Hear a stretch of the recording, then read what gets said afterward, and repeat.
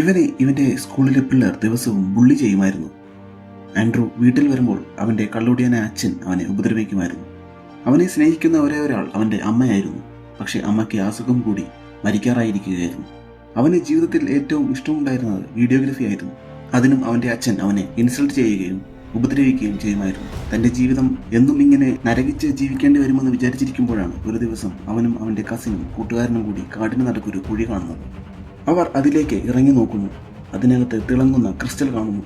അവർ തൊട്ടു നോക്കുമ്പോൾ അവരുടെ മൂക്കിൽ നിന്നും ബ്ലഡ് വരുന്നു. പിറ്റേന്ന് അവർ തങ്ങളുടെ ശരീരത്ത് വന്ന മാറ്റങ്ങൾ കാണാൻ തുടങ്ങുന്നു. ആൻഡ്രൂവിന് നേരെ എറിഞ്ഞ ബേസ്ബോൾ അവൻ മൈൻഡ് കൊണ്ട് കൺട്രോൾ ചെയ്ത് നടത്തുന്നു. ആ ക്രിസ്റ്റലിൽ നിന്ന് അവർക്ക് 3 പേർക്കും സൈക്കിക് പവേഴ്സ് ലഭിക്കുന്നു. അവർ അവരുടെ കഴിവുകൾ തങ്ങളുടെ ജീവിതത്തിൽ വളരെ തമാശയായി എടുക്കുന്നു.